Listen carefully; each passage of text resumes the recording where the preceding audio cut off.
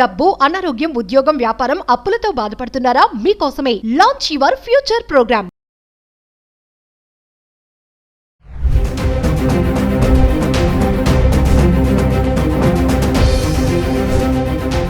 నమస్తే, welcome back to Suman TV. ప్రస్తుతం మనతో పాటు ఉన్నారు అనలిస్ట్ మందర కృష్ణారెడ్డి గారు.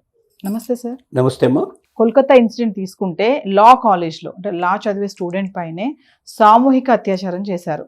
అంటే అందులో ఇద్దరు ప్రెజెంట్ చదివే స్టూడెంట్సే, ఒకరు ఎక్స్ స్టూడెంట్ అంట. ఒకసారి దాని గురించి మాట్లాడితే. కలకత్తాలో 2024లో మనకు మెడికోస్ సంబంధించినటువంటి ఒక రేపు అత్యుదంతం కూడా మనకు కనబడుతుంది. అది చాలా పెద్ద సెన్సేషన్ కేసు. మొత్తం రాజకీయ పార్టీలన్నీ కూడా దానికి వ్యతిరేకంగా, అలాగే మహిళా సంఘాలు, సోషల్ అవేర్నెస్ ఉండేటువంటి అన్ని సంఘాలు కూడా దాన్ని వ్యతిరేకించాయి. నెలల తరబడి ఉద్యమం చేశాయి.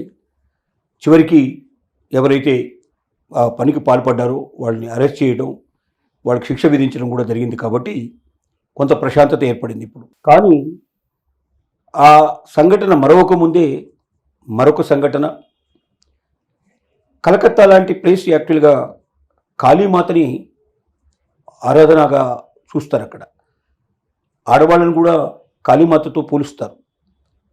ఆ మాతగా ఆరాధించేటువంటి కలకత్తాలో కాళీమాత ఉత్సవం ఎంత గొప్పగా జరుగుతుందంటే ప్రపంచంలో ఎక్కడ జరిగినంత గొప్పగా అక్కడ జరుగుతుంది.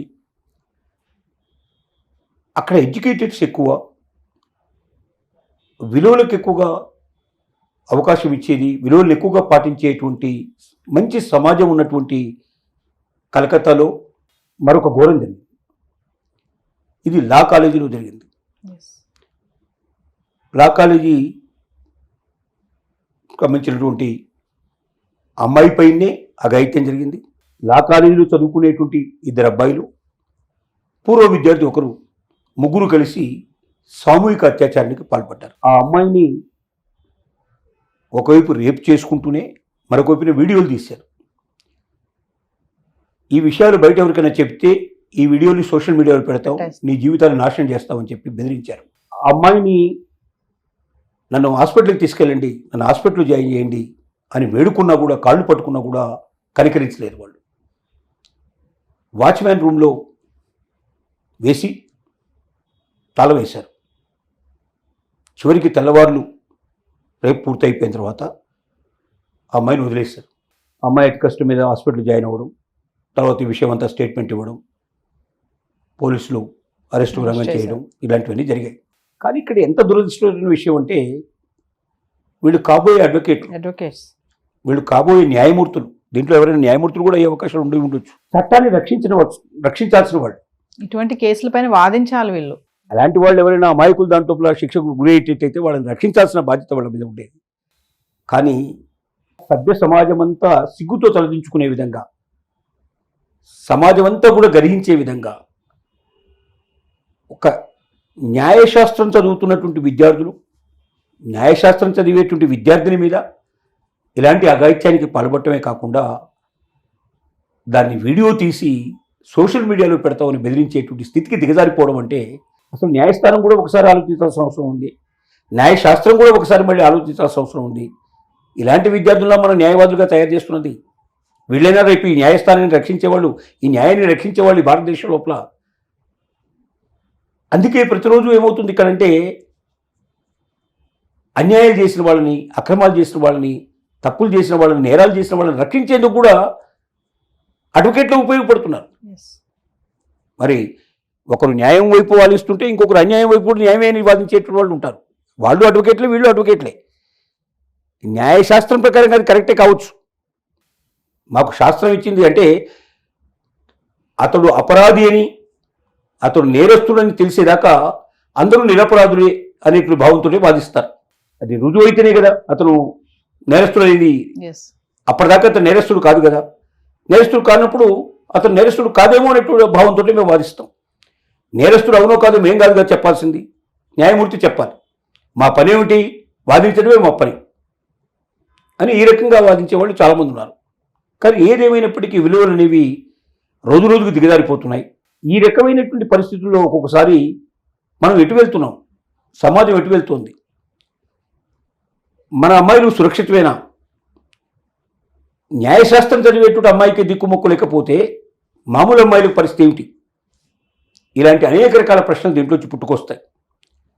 దాంట్లో ఒకరు మరి ఇప్పుడున్నటువంటి తృణమూల్ కాంగ్రెస్ ఏదైతే అక్కడ అధికారంలో ఉన్నదో దానికి సంబంధించినటువంటి వ్యక్తి అని, అతను స్టూడెంట్ విభాగం లోపల చాలా క్రియాశీలకంగా తృణమూల్ కాంగ్రెస్ తరఫున పనిచేస్తున్నాడని చెప్పి తెలుస్తోంది.